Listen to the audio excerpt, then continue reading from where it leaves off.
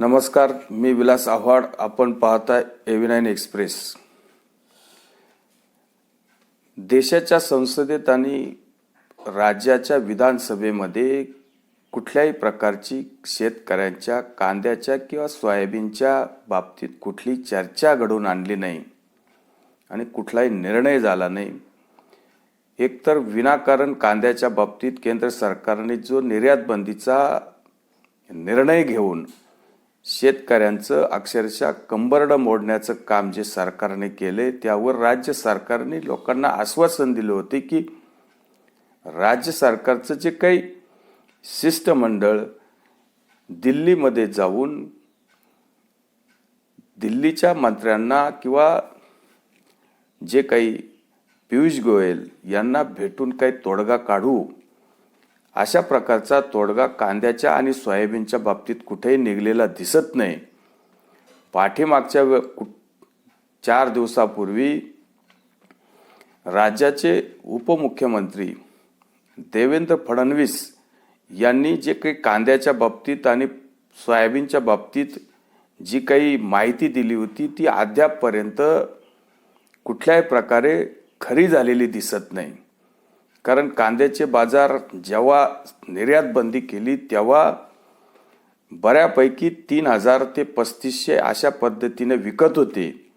आज कांद्याची बाजार बाकी 1000 पर्यंत खाली आलेली आहे आणि सोयाबीन सुद्धा 4000 ते म्हणजे सोयाबीन आज MSPच्या खाली विकायची वेळ शेतकऱ्यांना आलेली आहे.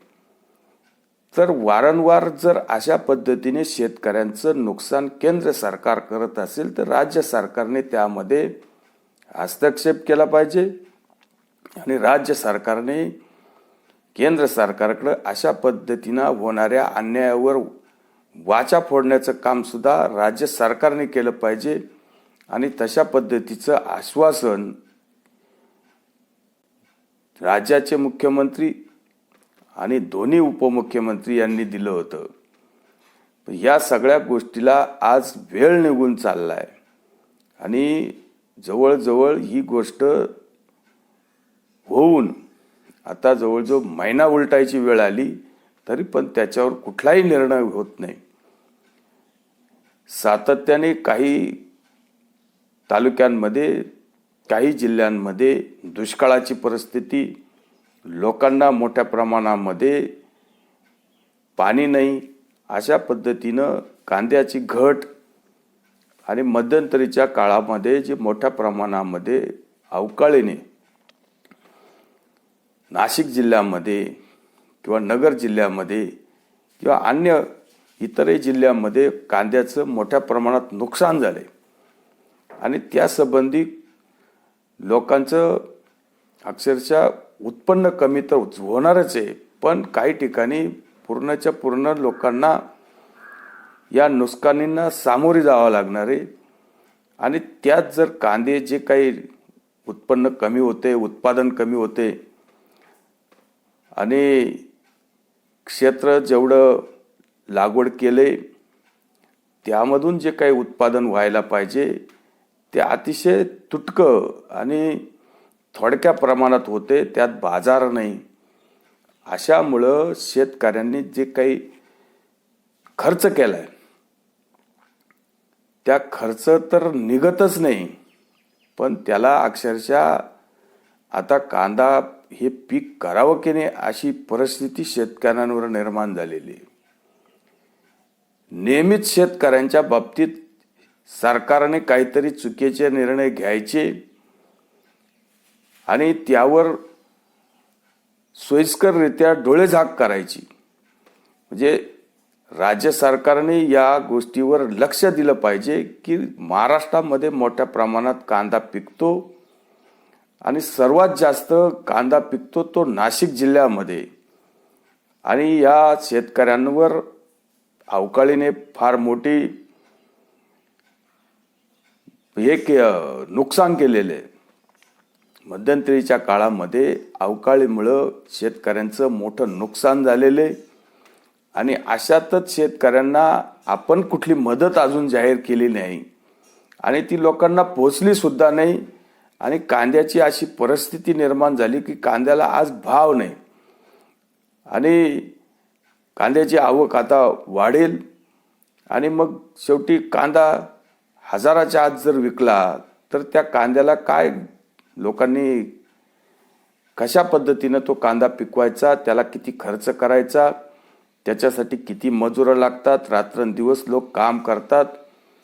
इतकंही असून जे काही अवकाळी गारपीट वादळी वारे याच्यामुळं मोठ्या प्रमाणामध्ये शेतकऱ्यांचं नुकसान होत असतं.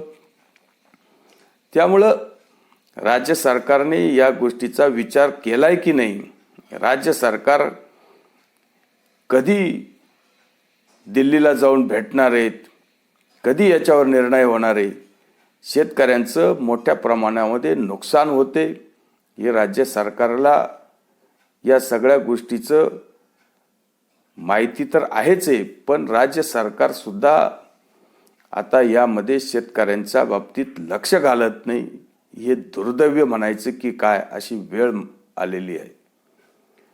सरकारने या गोष्टीकडं कानाडोळा करून चालणार नाही. मोठ्या प्रमाणामध्ये शेतकऱ्यांचं नुकसान झालेले, त्याला कुठल्याही प्रकारचं अजून मदत नाही आणि कांद्याचे दिवसेंदिवस बाजार कमी होत आहे आणि कांद्याची आवक वाढते आणि निर्यात बंदी बाकी कुठल्याही प्रकारे यांनी उठवली नाही. यांनी निर्णय घ्यायचा तो बाकी कायमस्वरूपी घ्यायचा. यामुळं शेतकऱ्याचं उत्पन्न कसं वाढणार, घोषणा द्यायच्या आणि फक्त बोलायचं की शेतकऱ्याचं उत्पन्न 1.5 करायचे का 2 करायचे. शेतकऱ्याचं उत्पन्न 1.5 2 करायच्या घोषणा निव्वळ पोकळ घोषणा आहेत. शेतकऱ्यांचं कंबरड मोडण्याचं काम सरकार करते, वारंवार करते. 1.5 2 लांब राहिलं, शेतकरी जागला तरी नशीब समजायचं, अशी परिस्थिती शेतकऱ्यांवर आज आलेली आहे. राज्य सरकार कुठल्याही शेतकऱ्यांच्या बाबतीत लक्ष देत नाही.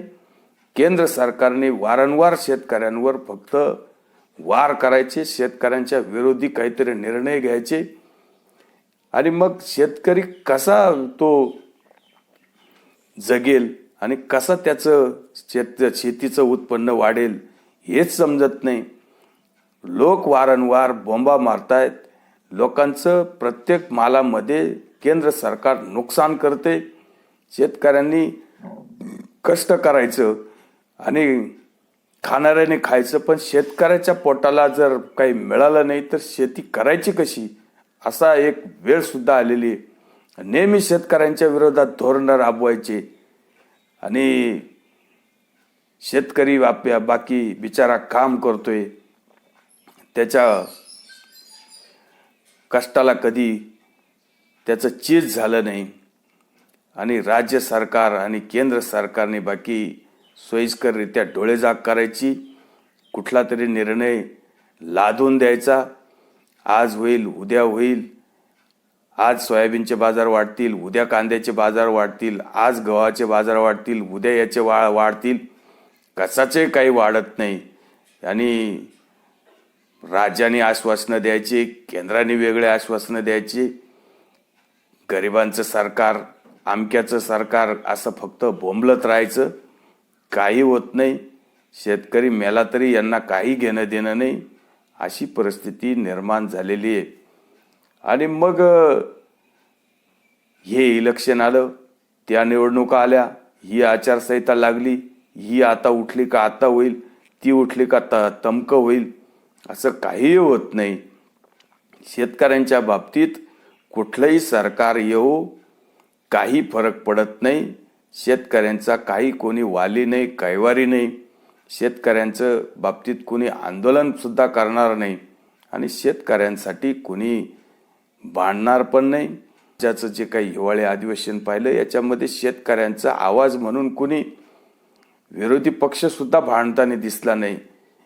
जे यांना यांच्या मतदारसंघामध्ये निधी पाहिजे म्हणून यांचे भांडणं आपण पाहिले, पण शेतकऱ्याच्या मालाला भाव मिळावा म्हणून कुणी विरोधी पक्ष सुद्धा आवाज काढताना दिसला नाही. हे तर या राज्याचं देशाचं दुर्दैव आहे. अशी हे तर या राज्याचं देशाचं दुर्दैव आहे. आणि कसा शेतकरी त्याचा दिवस काढतोय तो बाकी आज अपेक्षेच्या आणि या सगळ्या खर्चाच्या याच्यात दबलेला गेलाय. पण त्याला राज्य सरकार पण मदत करणार नाही, केंद्र सरकार पण मदत करणार नाही. आणि सगळं काही धोरणं शेतकऱ्यांच्या विरोधात जर लादले तर शेतकरी बाकी आता हातबोल होईल अशी परिस्थिती निर्माण झाली. या सगळ्या गोष्टीचा विचार राज्य शासनाने केला पाहिजे. सोयाबीनच्या बाबतीत विचार केला पाहिजे, कांद्याच्या बाबतीत विचार केला पाहिजे. कांद्याची काही निर्यात बंदी ती तात्काळ हटवली पाहिजे. सोयाबीनच्या बाबतीत जे काही निर्णय घेतले पाहिजे ते सोयाबीनचे निर्णय घ्या. ज्या काही तुम्ही विनाकारण जे काही पाम तेल आयात करतात ते त्याच्यावर रोक लावा. त्याचे काही वायदे बाजार आहेत ते वायदे बाजार पण सुरू केले पाहिजे. आणि मग सोयाबीनचे शेतकरी सोयाबीन पिकून सुद्धा त्यांना जर भाव मिळत नसेल तर शेतकरी त्याचं उत्पन्न कसं वाढवू शकतो. या सगळ्या गोष्टी राज्य सरकारने केंद्र सरकारने विचार केला पाहिजे. आणि आपण अपेक्षा करू की यात काहीतरी तडजोड होऊन शेतकऱ्यांच्या बाबतीत सोयाबीन असेल किंवा कांदा असेल याच्या बाबतीत काही निर्णय होईल. तुर्तच आपण थांबतोय. व्हिडिओ आवडला असेल तर लाईक करा, शेअर करा. धन्यवाद.